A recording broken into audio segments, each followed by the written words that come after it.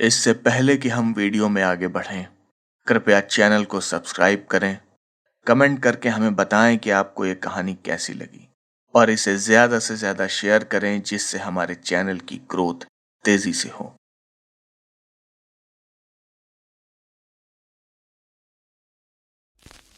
भूत प्रेत, आत्माएं, जिन, पिशाच और न जाने क्या क्या, ये वो विषय हैं जो कि कुछ लोगों के लिए उनकी जिंदगी की सच्चाई है, वहीं कुछ के लिए बस कम पढ़े लिखे लोगों का अंधविश्वास।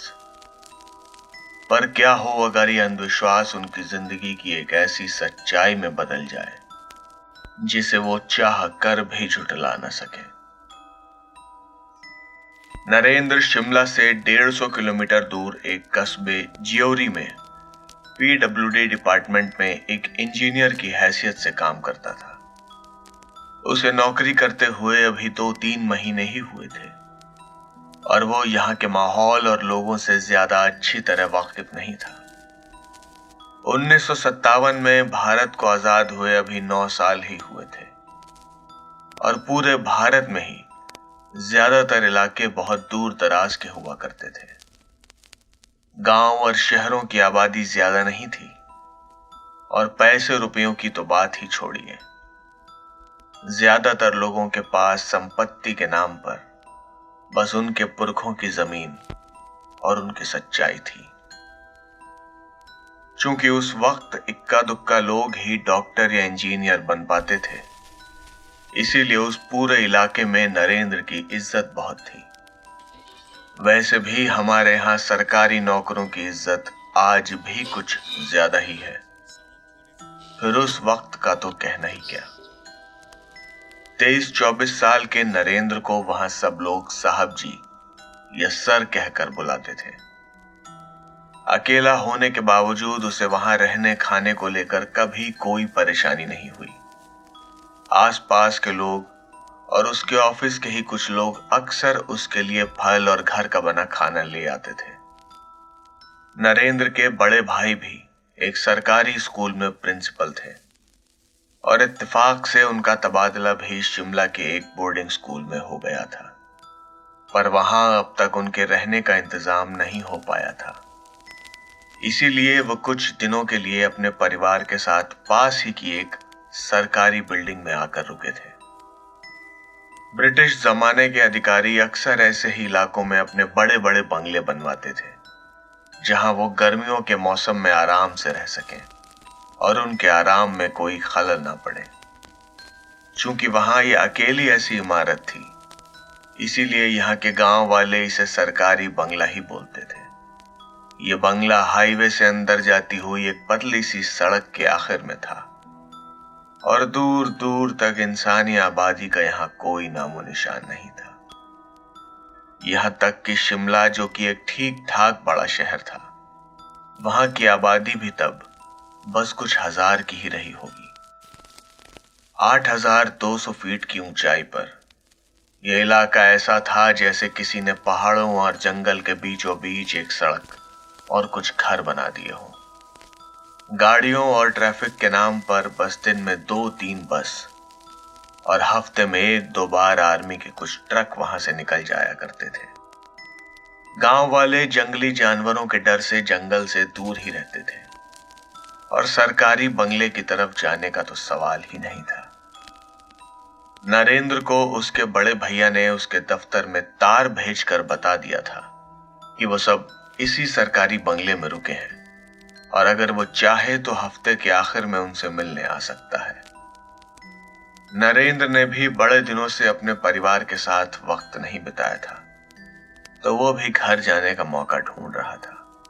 उस जमाने में अपने शहर से बाहर किसी को फोन करना हो तो ट्रंक कॉल बुक करनी पड़ती थी, जो कि सिर्फ 2 मिनट लंबी ही होती थी और काफी महंगी भी। उससे भी अनोखी बात यह कि टेलीफोन भी शहर में किन्हीं 2-4 लोगों के पास ही होता था। एक शाम सरकारी बंगले में एक ट्रंक कॉल आया जो कि प्रिंसिपल डॉक्टर सुरेंद्र वर्मा के लिए था। यह कॉल नरेंद्र ने किया था। वर्मा जी भागते हुए टेलीफोन के पास पहुंचे उन्होंने फोन उठाया तो नरेंद्र ने उनसे कहा कि वो इस शनिवार उन सब से मिलने आ रहा है। वर्मा जी ने जब उससे पूछा कि शनिवार को तो उसकी छुट्टी नहीं होती, तो नरेंद्र का जवाब था कि दोपहर को एक मीटिंग के बाद उसे फुर्सत मिल जाएगी और वो शाम की एक बस से उनके बंगले पर आ जाएगा। वर्मा जी ने उसे ऐसा करने से मना किया कि वो शाम की बस में ना बैठे।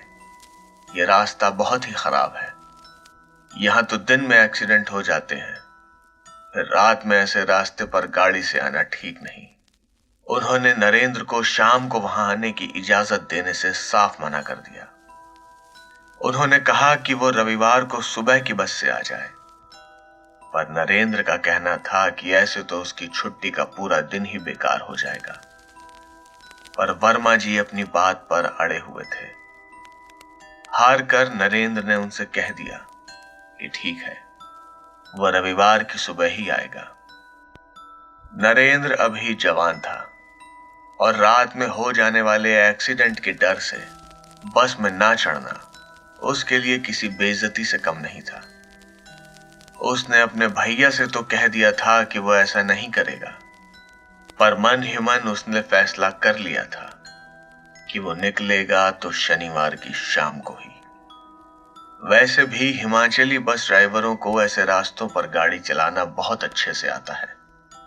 अब किस्मत में ही मरना लिखा हो तो वो कभी भी कहीं पर भी हो सकता है।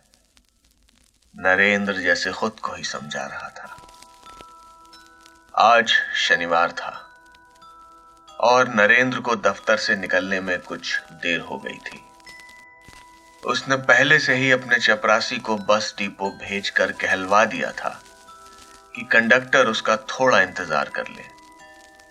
बस के निकलने का टाइम 6 बजे का था, पर नरेंद्र वहां 6:15 पर पहुंचा। कंडक्टर भीम सिंह वहां खड़े नरेंद्र का ही इंतजार कर रहा था। उसे देखते ही उसने नमस्ते किया और अंदर आने के लिए कहा। नरेंद्र बोला, अरे मैं माफी चाहूंगा, मुझे दफ्तर से निकलते हुए थोड़ी देर हो गई।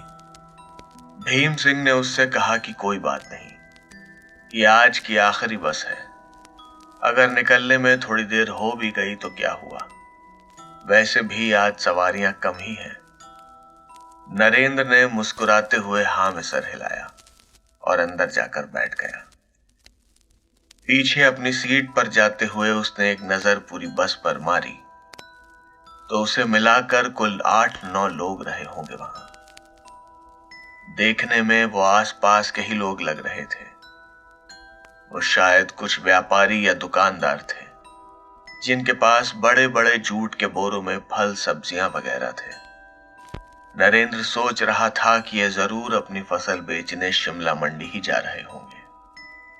उसके पास एक छोटा सा बैग था जो उसने सीट के ऊपर ही रख लिया और करीब 6:30 बजे बस चल पड़ी। नरेंद्र ने अपने बैग से एक अंग्रेजी नॉवल निकाली और आराम से पढ़ने लगा। उस पतले से पहाड़ी रास्ते पर वो बस चींटी की तरह रेंग रही थी। बस को चलते हुए करीब आधा घंटा हो गया था और नरेंद्र किताब पढ़ते पढ़ते बोर हो चुका था। वो अपनी खिड़की से बाहर झांकने लगा, मगर जैसे ही उसकी नजर बस के नीचे की तरफ पड़ी तो उसकी रूह कांप गई। ऐसा लग रहा था जैसे बस के टायरों के नीचे सड़क थी ही नहीं। उसे तो बस नीचे एक अंधी खाई दिखाई दे रही थी जहां दहाड़ती हुई सतलुज नदी बह रही थी।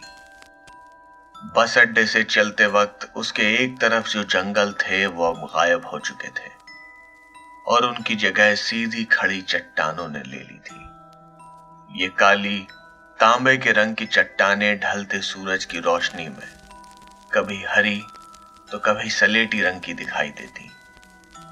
ऐसा लगता था मानो ये सीधा जमीन से यहां उगाई हो, इतनी सीधी, इतनी चिकनी कि इन पर कोई चढ़ ही ना पाए।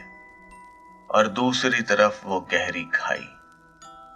नरेंद्र ये सब बातें खुद से ही कर रहा था, मगर उसके सिवा बस में बैठे बाकी लोगों के चेहरे देखकर ऐसा नहीं लगता था कि वो डरे हुए थे। कंडक्टर भीम सिंह और ड्राइवर बबलू तो अपने कैबिन में बड़े आराम से बैठे बातें कर रहे थे। नरेंद्र को अब समझ आ रहा था कि उसके भैया उसे शाम को आने से क्यों मना कर रहे थे। उस रास्ते पर बस और चट्टानों के बीच बस कुछ इंच का ही फासला था, और अगर ऊपर से कोई चट्टान उन पर गिरती तो उनके पास बचने का कोई रास्ता ना होता। नरेंद्र मन ही मन ओम ओम का जाप करने लगा। ना तो उसे अब यहाँ की खूबसूरती में कोई दिलचस्पी थी और ना ही उस किताब में। उसने पास की सीट पर बैठे एक आदमी से पूछा कि उन्हें शिमला पहुंचने में कितनी देर लगेगी, तो उसने बताया कि कम से कम 10:30 तो बज ही जाएंगे। नरेंद्र ने हिसाब लगाया कि उसे तो शिमला से पहले ही उतर जाना है, तो वो 10 बजे तक तो सरकारी बंगले पर पहुंच ही जाएगा। वो अब बड़ी बेसब्री से इस सफर के खत्म होने का इंतजार करने लगा। अब तक शाम लगभग ढल चुकी थी और उसकी जगह स्याह काली रात ने ले ली थी। दूर जंगलों से आती तरह तरह के जानवरों की आवाजें हर तरफ गूंज रही थी। वो इलाका ही ऐसा था कि जरा सी आवाज भी एक शोर की तरह पूरे इलाके में गूंजती थी। कभी झींगुरों की टिक टिक तो कभी भेड़ियों की हुआ हुआ की आवाजें वहां गूंज रही थी।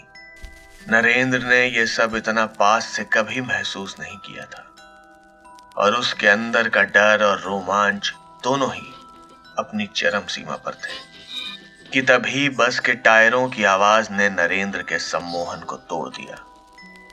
ड्राइवर ने बहुत जोर से ब्रेक मारी थी। नरेंद्र और बाकी सभी यात्री अपनी सीट से लगभग गिरते गिरते बचे। कहीं और होता तो इस आवाज से किसी को ज्यादा फर्क नहीं पड़ता, पर इस वक्त इस रास्ते पर सब डर गए थे। नरेंद्र अपनी सीट से उठा और ड्राइवर के कैबिन तक गया। अंदर भीम सिंह और बबलू अपने हाथ जोड़े बैठे थे। उसने कैबिन की खिड़की को हल्के से खटखटाया तो भीम सिंह ने दरवाजा खोल दिया। नरेंद्र ने पूछा कि क्या उनसे किसी का एक्सीडेंट हो गया। भीम सिंह ने कहा कि एक बड़ा सा पत्थर रास्ते में पड़ा था और उनकी बस उससे टकरा गई। नरेंद्र बबलू के पास गया और उसका मुंह सूंघने लगा। उसने शराब तो नहीं पी हुई थी। बबलू बोला, साहब मैं शराब नहीं पीता, पता नहीं कैसे इतना बड़ा पत्थर मुझे दिखा नहीं। मैं जब तक ब्रेक लगाता बस इससे टकरा चुकी थी। सर भगवान का शुक्र मनाइए कि मैंने ऐन मौके पर गाड़ी पहाड़ की तरफ मोड़ दी थी, वरना पता नहीं हम कहां होते। नरेंद्र की तो जैसे उम्मीद ही टूट गई थी। उसके भैया का हर डर सच हो गया था। वो अपनी सीट पर बैठने के लिए पीछे पलटा तो सारे यात्री हाथ जोड़े भगवान का नाम ले रहे थे। कोई राम नाम जप रहा था और कोई हनुमान चालीसा का पाठ कर रहा था। नरेंद्र एक आदमी के कंधे पर हाथ रखकर बोला, अरे इसमें इतना डरने की क्या बात है, छोटा सा एक्सीडेंट ही तो हुआ है। अभी थोड़ी देर में बस रिपेयर करके हम वापस से चल पड़ेंगे। उस आदमी ने नरेंद्र से कुछ नहीं कहा। वो भीम सिंह और बबलू के साथ बाहर देखने गया कि बस में आखिर क्या खराबी आई है। भीम सिंह और बबलू ने टॉर्च की लाइट बस के नीचे मारी तो उन दोनों के चेहरे उतर गए। वो लोग जितना समझ रहे थे वो पत्थर उससे कहीं ज्यादा बड़ा था और वो बस के एक्सल को तोड़ते हुए उसमें फंस गया था। बबलू बोला, अब तो सब कुछ भगवान भरोसे समझिए साहब जी। अब एक्सेल ही टूट गया है तो रिपेयर क्या करेंगे। अब तो जब तक कोई टो करने वाली गाड़ी नहीं आ जाती बस यहीं खड़ी रहेगी। नरेंद्र को डर था कि कहीं किसी ने यह पत्थर जानबूझकर यहां तो नहीं रखा। उसने जब बबलू से ऐसा कहा तो उसने जवाब दिया, साहब जी इतना बड़ा पत्थर खिसकाने में ही 7-8 लोग लग जाएंगे, और आपको क्या लगता है कि वो इसे यहाँ कहाँ से लाए होंगे, ऊपर पहाड़ से या नीचे खाई से। बबलू बात तो ठीक कर रहा था। उसने सबसे कहा कि उन्हें अंदर बैठकर इंतजार करना चाहिए। अगर कोई गाड़ी इधर से निकलती है तो देखेंगे कि क्या कर सकते हैं। नरेंद्र बीच में ही बोल पड़ा। और अगर गाड़ी नहीं आई तो? बबलू ने जवाब दिया। साहब जी, अगर गाड़ी नहीं आई तो बस में रात भर बैठकर भजन करेंगे और क्या। अगर आप चाहें तो पैदल शिमला तक निकल जाएं। और सर, अगर कोई गाड़ी आपकी मदद के लिए आ भी गई तो हमें तो बस के साथ ही रुकना है ना। आखिर हम बस को ऐसे बीच रास्ते में तो नहीं छोड़ सकते।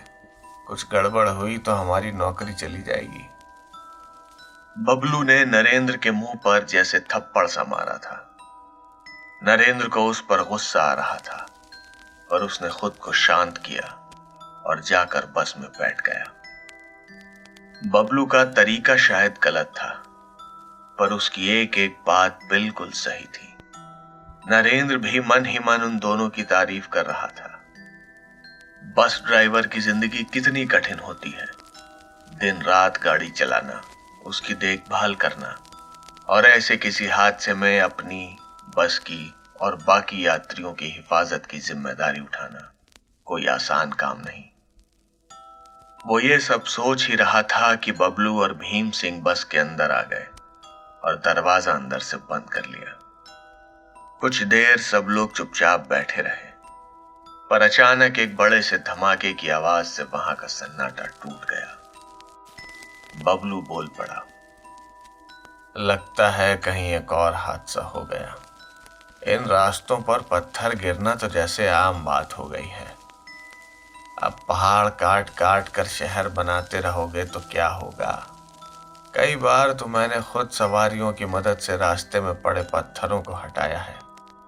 साहब, आपको तो पता होगा उस हादसे के बारे में, जिसमें एक बड़ा सा पत्थर जीप पर गिर गया था और उसमें बैठे 6 के 6 लोग तुरंत ही मर गए थे।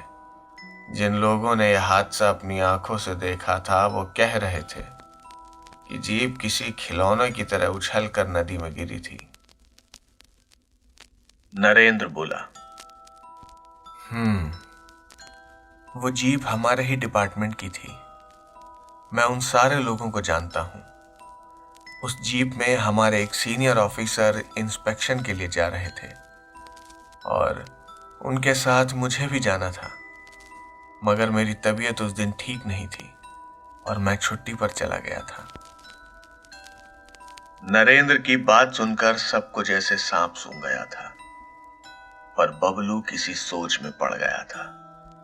नरेंद्र ने उससे पूछा कि उसके माथे पर ये लकीरें क्यों भर आई हैं। बबलू ने जवाब दिया। साहब, आपके दफ्तर के लोगों के साथ ये जो हादसा हुआ था, आपको क्या लगता है वो क्या था?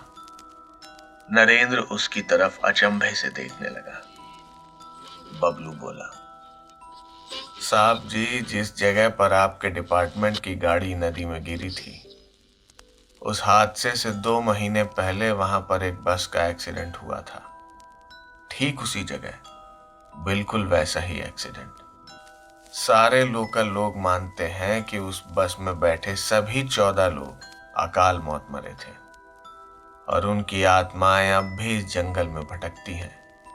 बड़े बूढ़े तो ये भी कहते हैं कि उन्हीं लोगों की आत्माओं ने जीप में बैठे उन 6 लोगों को भी मारा था।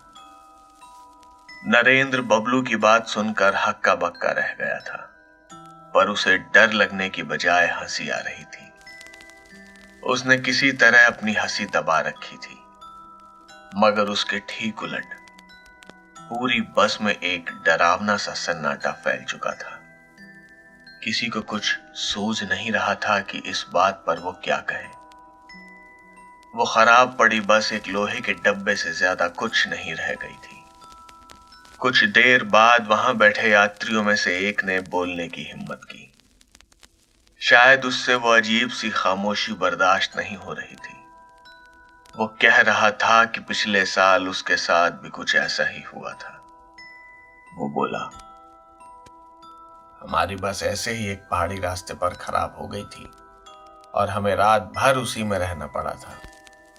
उस दिन तो मेरे साथ बस में सिर्फ एक और आदमी था। ड्राइवर और कंडक्टर कैबिन में ही लेटे रहे और बाकी पूरी बस में बस वो 2 लोग ही थे। हमें कई बार ऐसा लगा कि कोई परछाई हमारी बस के आसपास मंडरा रही है। हम दोनों रात भर भगवान का नाम लेते रहे कि कहीं कुछ गलत न हो जाए। कम से कम आज यहाँ 8-10 लोग तो हैं। नरेंद्र ने पूछा कि इसमें डरने की क्या बात थी। अगर बस अंदर से बंद थी तो कोई तेंदुआ या भालू तो अंदर आता नहीं। तो फिर वो आदमी चुप रहा, मगर उसकी चुप्पी से जैसे बाकी लोग सहमत थे। नरेंद्र के मन में उठ रहे सवालों को भांप कर बबलू बोल पड़ा। वो साहब, ये पहाड़ी इलाका है और यहाँ के लोग भूत प्रेतों में मानते हैं। सीधे साधे लोग और उनकी सीधी सादी मान्यताएं। नरेंद्र ने बबलू से पूछा, और तुम मानते हो भूत प्रेत को? बबलू ने हाँ में सर हिलाया। वो बोला, साहब 5 साल हो गए मुझे बस चलाते हुए। इन पहाड़ी रास्तों पर ऐसा बहुत कुछ देखा है जिसे आप जैसे पढ़े लिखे लोग अंधविश्वास कहते हैं। नरेंद्र बबलू की बात सुनकर हंसने लगा। वो बोला, अरे भाई, ये भी भला कोई बात हुई? ठीक है, सबकी अपनी मान्यताएं हैं, मगर इसका ये मतलब तो नहीं कि हर चीज का इल्जाम उन्हीं पर डाल दिया जाए। नरेंद्र की इस बात में हामी भरने वाला कोई नहीं था। सबके माथे पर बल पड़े हुए थे। वो आदमी फिर से बोल पड़ा, साहब, ड्राइवर साहब सही कह रहे हैं। पहाड़ों में बहुत सी अतृप्त आत्माएं भटकती हैं जो अक्सर जिंदा लोगों के पीछे पड़ जाती हैं और वो उनको अपने साथ ले जाने के लिए कुछ भी करती हैं। दूसरों की क्या बात करूं, मैंने तो खुद ही ये सब झेला है। उस आदमी की आखिरी बात सुनकर सबके कान खड़े हो गए। नरेंद्र के चेहरे पर अविश्वास के भाव थे। वो कुछ कहता इसके पहले ही बबलू ने बोलना शुरू कर दिया। क्या हुआ था तुम्हारे साथ, बताना जरा। उस आदमी ने जवाब दिया, ड्राइवर साहब, मेरे नहीं, मेरे बेटे के साथ बड़ी मुश्किल से हम उसे बचा पाए थे। हुआ ये था कि एक दोपहर मेरा बेटा राजू कुछ घर का सामान लेने बाहर गया था और आते आते उसे शाम हो गई। वो हमारे गांव की एक पुरानी पगडंडी से होता हुआ वापस आ रहा था कि उसे रास्ते के किनारे एक पत्थर पर एक लड़की बैठी दिखाई दी। वो लड़की बहुत सुंदर थी साहब, इतनी सुंदर कि उसे देखकर कोई भी उसका दीवाना हो जाए। राजू तब 13-14 साल का था। उसकी मैट्रिक की परीक्षा आने वाली थी। वो तो उस लड़की को देखता ही रह गया, पर फिर उसे ध्यान आया कि शाम के इस वक्त सुनसान में कोई लड़की यहाँ क्या कर रही होगी। अरे वो कोई गांव की लड़की होगी जो घूमने फिरने वहां आई होगी। नरेंद्र उस आदमी की बात काटते हुए बोला।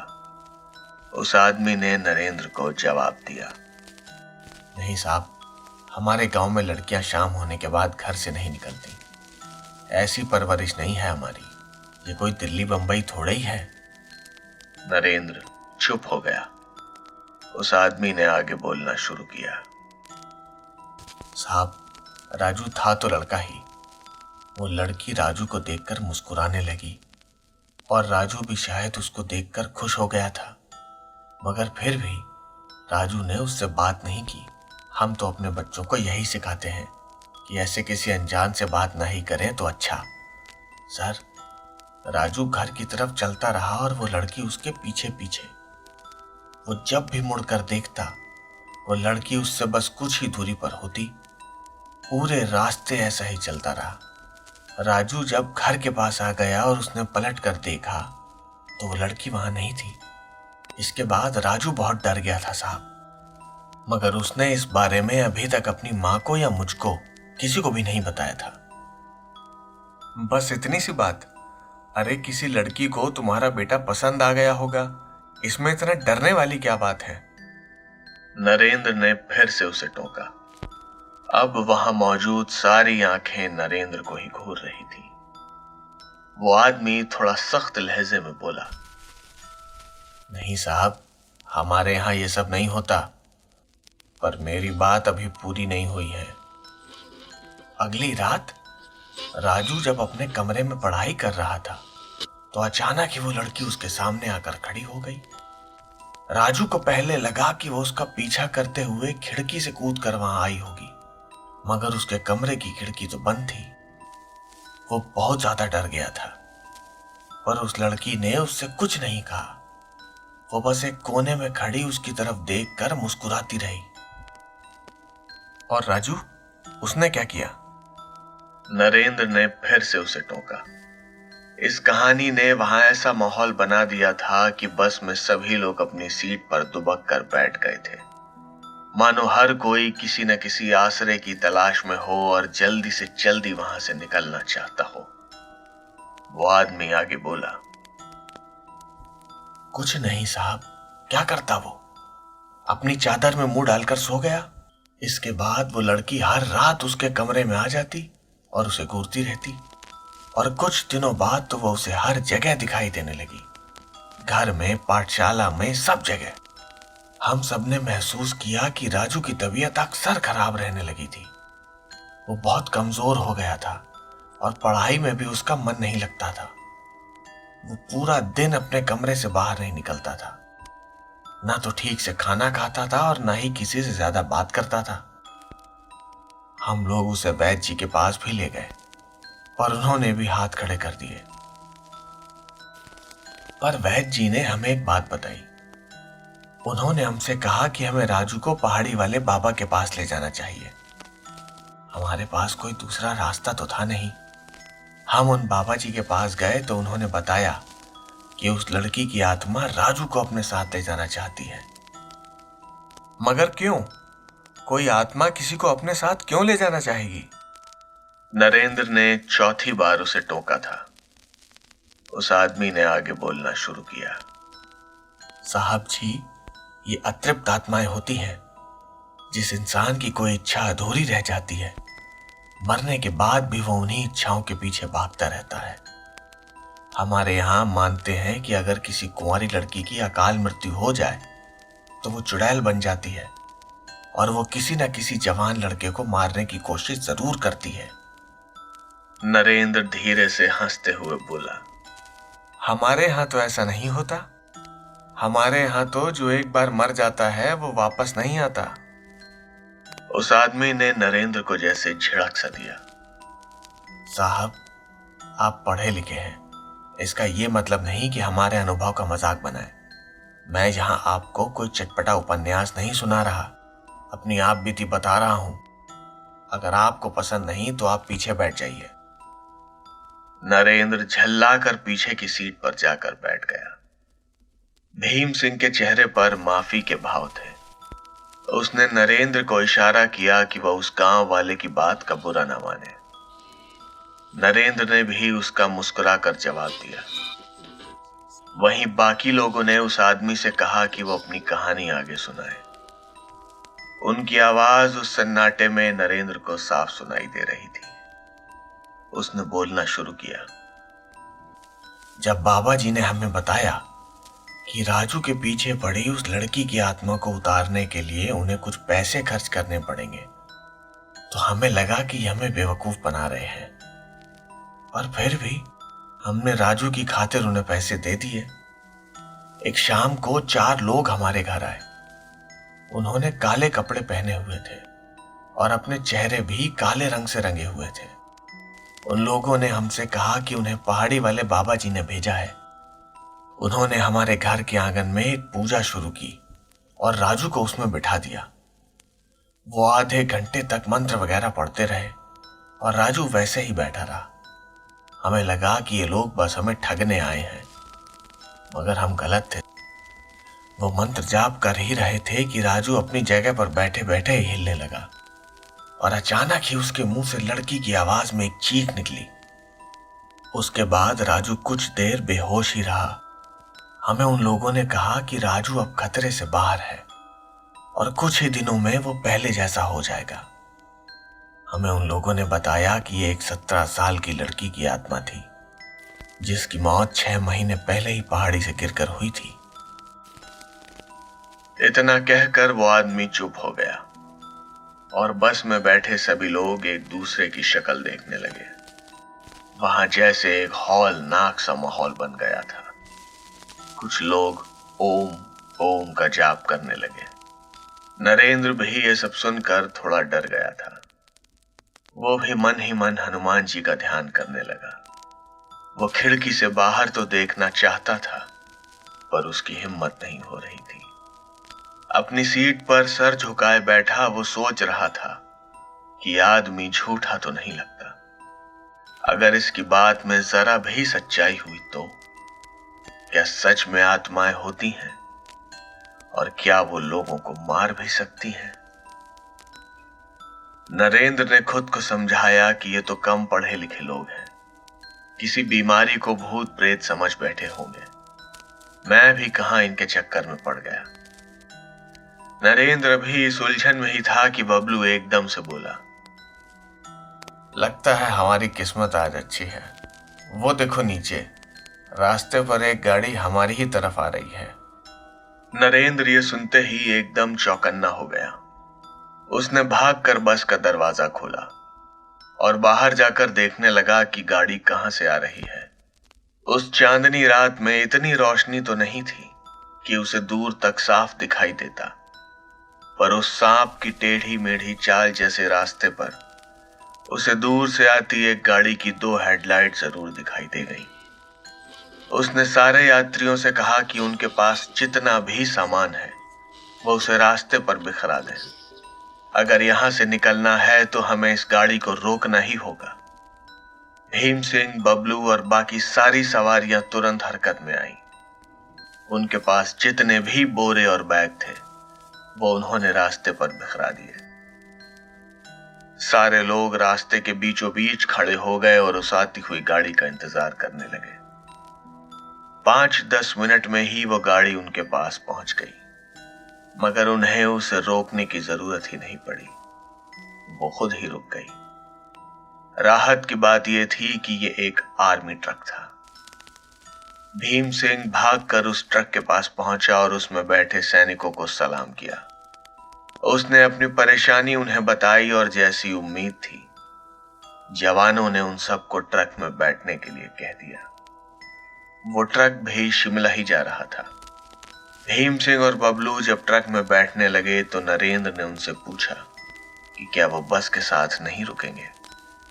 भीम सिंह ने कहा कि अभी रात के 10 बजे हैं और ठंड और डर के मारे उसका यही बुरा हाल है। पता नहीं वो रात यहां कैसे बिताएगा।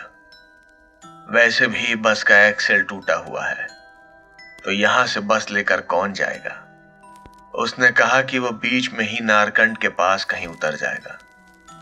चूंकि नरेंद्र सरकारी अफसर था तो जवानों ने उसे आगे अपने साथ बिठा लिया और बाकी लोग अपना अपना सामान लेकर पीछे बैठ गए। उन जवानों के साथ बैठा नरेंद्र काफी सुरक्षित महसूस कर रहा था। वो सोच रहा था कि कम से कम उस खराब बस के अंदर रात बिताने से अच्छा वो थोड़ा देर से ही सही पर घर तो पहुंच जाएगा। नरेंद्र बड़े आराम से बैठा था कि उसके साथ बैठे एक जवान ने उसका नाम पूछा। नरेंद्र का नाम सुनकर वो जवान जैसे उछल पड़ा। उसने कहा कि उसका नाम भी नरेंद्र ही है। उसने नरेंद्र से पूछा कि उसे कहां जाना है, तो उसने बताया कि उसे शिमला से थोड़ा पहले जो पुराना सरकारी बंगला पड़ता है वहीं उतरना है। नरेंद्र ने उससे पूछा कि उसे वहां पहुंचने में कितनी देर लगेगी, तो उस जवान का जवाब था कि कम से कम 2 तो बज ही जाएगा। ये सुनकर नरेंद्र के चेहरे का रंग उड़ गया। उसकी कल की छुट्टी आज ही बर्बाद हो गई थी। बस के सारे लोग पीछे अपना अपना सामान लेकर आराम की नींद सो चुके थे, पर नरेंद्र की आंखों में नींद नहीं थी। उसका आज का दिन बड़ा ही अजीब गुजरा था। वो अपने ही नाम के उस सिपाही से बात करने लगा। वो बोला, नरेंद्र भाई, अभी उस बस में कई लोग भूत प्रेत और न जाने क्या क्या बातें कर रहे थे। कोई कह रहा था कि इस इलाके में आत्माएं रहती हैं। कोई कह रहा था कि उसके बेटे के पीछे चुड़ैल पड़ गई थी। आपका क्या मानना है? क्या भूत प्रेत होते हैं? नरेंद्र को समझ नहीं आया कि वो क्या जवाब दे। उसने कहा, अब सर जी मैं क्या बताऊं, आप हंसेंगे। नरेंद्र ने पूछा। हंसेंगे मतलब? क्या आप भी इन सब में मानते हैं? नरेंद्र ने बोलना शुरू किया। सर मानता तो नहीं था, पर अब मानने लगा हूं। आंखों देखी बात कोई कैसे झुठला सकता है। हुआ कुछ यूं था कि एक बार मैं और एक ड्राइवर इंडिया तिब्बत बॉर्डर की तरफ जा रहे थे। ट्रक मैं ही चला रहा था। उसमें रसद और फौज का बाकी जरूरी सामान था। हमें काफी रात हो गई थी और बॉर्डर के आसपास की सड़कें तो बस नाम की ही हैं। इस इलाके में तो फिर भी आपको पेड़, जंगल, जानवर वगैरह दिख जाते हैं, मगर वहां सिर्फ बर्फ, मिट्टी और जानलेवा पहाड़। मैं रास्ते पर बहुत धीरे से गाड़ी चला रहा था कि अचानक न जाने कहां से एक लड़की हमारी गाड़ी के सामने आ गई। सर, हमारी गाड़ी खाई में जाते जाते बची थी। वो लड़की सड़क के बिल्कुल बीचों बीच खड़ी थी। उस समय बर्फ गिर रही थी तो ठीक से कुछ दिखाई नहीं दिया।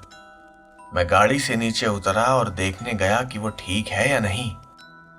सर, 0 से नीचे के उस टेम्परेचर में एक पतली सी कमीज पहनी थी उस लड़की ने। मैंने उससे पूछा कि उसे कोई चोट तो नहीं आई। वो कुछ बोली ही नहीं। वो बस सामने पहाड़ की तरफ देखती रही। सर, मैंने उसके कंधे पर हाथ रखा तो उसका बदन बिल्कुल बर्फ की तरह ठंडा था। वो मेरी तरफ पलटी और मैं उसे देखता ही रह गया। सर जी, इतनी सुंदर लड़की मैंने अपनी जिंदगी में कभी नहीं देखी थी। वो धीरे धीरे चलती हुई पहाड़ की तरफ गई और उस पर चढ़ने लगी। वो पहाड़ बिल्कुल खड़ी दीवार की तरह थे और वो उन पर ऐसे चढ़ रही थी जैसे हम अपने घर पर जीने चढ़ते हैं। उसे देखकर मेरी हालत खराब हो गई थी। वो हम दोनों के सामने ही उस पहाड़ पर चढ़ते चढ़ते कहीं अंधेरे में खो गई। मैं जल्दी से भागकर गाड़ी में बैठा और तुरंत ही वहां से निकल गया। इस बात को 2 साल हो गए हैं और मुझे अभी तक उस रात की एक एक बात अच्छी तरह से याद है। मैंने ये बात अपने कमांडर साहब को रिपोर्ट भी की थी। अगर आप चाहें तो मुझ पर हंस सकते हैं, पर मैं झूठ तो नहीं बोलूंगा। नरेंद्र अभी भी चुप था। वो सोच रहा था कि जाने यहाँ के लोगों को क्या परेशानी है। सबको भूत प्रेत ही दिखाई देते हैं। ये सब सोचते सोचते नरेंद्र को नींद आ गई, जो कि नरेंद्र के जगाने पर ही खुली। उस जवान ने नरेंद्र को उठाया और कहा, सर जी, आपका सरकारी बंगला आ गया। यहीं उतरना था ना आपको। नरेंद्र को उस ठंड में अच्छी नींद आ गई थी और उसे अब उठने का मन नहीं कर रहा था। पर जब उसने बाहर देखा तो उसे बड़ा अजीब लगा। वहां ना तो कोई सरकारी बंगला था और ना ही कुछ और। वो जैसे एक बियाबान रास्ता था जिसे देखने से लग रहा था कि यहां सालों से कोई नहीं आया हो। नरेंद्र उन जवानों को अचंभे से देख रहा था।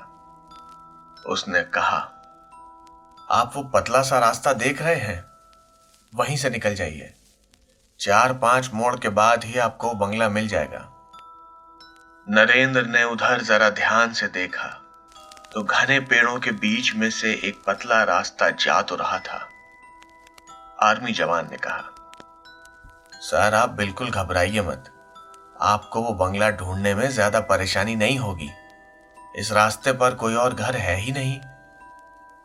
नरेंद्र सोच रहा था कि रात के इस वक्त पहाड़ी जंगल में ये फौजी मेरी हिम्मत बढ़ा रहा है या मुझे डराने की कोशिश कर रहा है।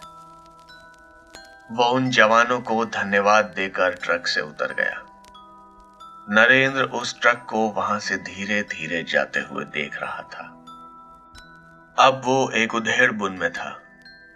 वो सोच रहा था कि उसे इस रास्ते पर आगे जाना भी चाहिए या नहीं। अब तो उसका साथ देने के लिए न वो बस के लोग हैं और न ही वो आर्मी के जवान। वैसे भी भूत प्रेत की बातें सुनकर नरेंद्र को डर तो लग ही रहा था। उसने एक लंबी सांस ली और उस रास्ते पर निकल पड़ा। यहाँ चांद की रोशनी भी पेड़ों से छन कर आ रही थी, जिससे मतलब भर का दिखाई तो दे ही रहा था। पहाड़ की सड़क से ठीक उलट ये रास्ता, जिसे पगडंडी कहना ही ठीक होगा, पेड़ों और झाड़ियों से घिरा हुआ था। नरेंद्र उस रास्ते पर आराम से चला जा रहा था। बीच बीच में एक पेड़ से दूसरे पेड़ पर कूदते हुए कुछ बंदरों ने उसे चौंकाया भी, पर ऐसी सुनसान जगह पर उसे और क्या ही देखने सुनने को मिलता। वो सोच रहा था कि उसके इस वक्त यहाँ आने से इन बंदरों की नींद टूट गई होगी, मगर बंदरों से ज्यादा उसे डर इस बात का था कि कहीं कोई तेंदुआ या भालू उस पर घात लगा कर न बैठा हो। नरेंद्र से यह सन्नाटा अब बर्दाश्त नहीं हो रहा था।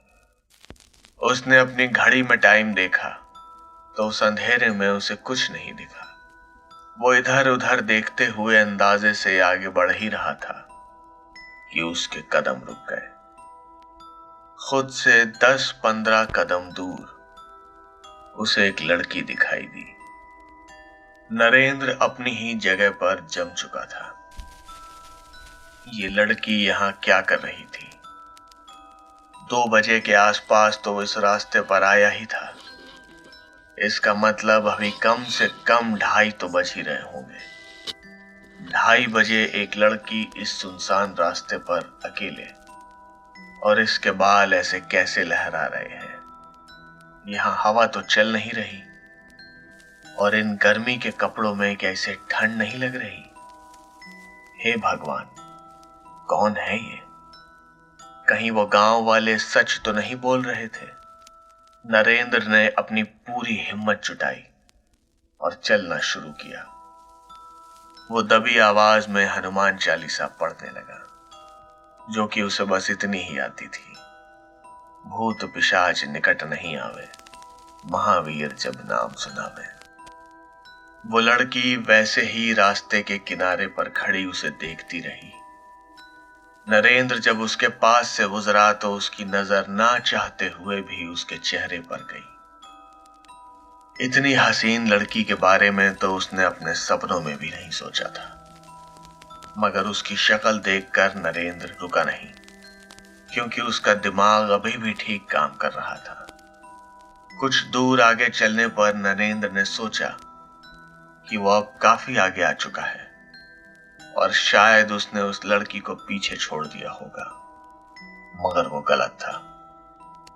वो पलटा तो वो लड़की उससे 5-6 कदम दूर ही थी। नरेंद्र मन ही मन खुद से बात करने लगा। ये तो मेरे पीछे आ रही है, मगर मुझे इसके चलने की आवाज क्यों नहीं सुनाई दी? क्या चुड़ैलें ऐसी होती हैं? हे भगवान, क्या करूं? नरेंद्र को जाने क्या सूझी कि वो भागने लगा। हर एक कदम में वो 3-4 फीट की दूरी तय कर रहा था। बीच में वो जितने बार भी पीछे पलटा, वो लड़की पहले की तरह ही उसे खुद से 5-6 फीट दूर ही दिखाई दी। वो समझ गया था कि उसकी जान खतरे में है। नरेंद्र उसी तरह तेज कदमों से चलते चलते लगभग 3-4 किलोमीटर आ गया था, पर पूरे रास्ते उसे वो बंगला कहीं दिखाई नहीं दिया था। वो सोच रहा था कि भैया को यही जगह मिली थी रहने के लिए। वो बस एक बल्ब, कोई दरवाजा देखना चाहता था जिससे उसे इंसान की मौजूदगी का सबूत तो मिल ही जाता, और उसकी इच्छा भी जल्द ही पूरी हुई। कुछ दूर जहां यह रास्ता खत्म हो रहा था, उसे एक जलता हुआ बल्ब दिखाई दिया। नरेंद्र ने उस तरफ दौड़ लगा दी। वो भागते हुए एक बड़े से लोहे के गेट से अंदर आहते में चला गया। वो पीछे पलटा तो वो लड़की अब कहीं नहीं थी। नरेंद्र की जान में जान आई। जो बल्ब उसने दूर से देखा था, वो उस बिल्डिंग के बहुत ऊपर लगा हुआ था, जिससे आहते में कोई ज्यादा रोशनी नहीं थी। नरेंद्र वहां कोई दरवाजा ढूंढ ही रहा था कि उसे वहां एक गेस्ट हाउस सा कुछ दिखा। वो भागते हुए उधर गया और दरवाजा खटखटाने लगा। वो जोर जोर से चिल्ला रहा था कि कोई है जो दरवाजा खोले, मगर कोई भी जवाब नहीं दे रहा था। उसका हाथ दरवाजे की कुंडी पर पड़ा तो उसमें ताला लगा हुआ था। नरेंद्र को लगा वो शायद किसी गलत घर में आ गया है, पर वो जवान तो कह रहा था कि यहां बस एक ही बंगला है और इस इमारत का हुलिया तो वैसा ही है जैसा उसके भैया ने बताया था। वो बिल्डिंग का दरवाजा ढूंढने के लिए जब मुड़ा तो वो लड़की फिर से उसके ठीक पीछे खड़ी थी, मगर इस बार वो कुछ अलग दिख रही थी। उसका चेहरा ना तो पहले जितना खूबसूरत था और ना ही उसके इरादे नेक लग रहे थे। उसके चेहरे पर गुस्सा और नफरत साफ झलक रही थी।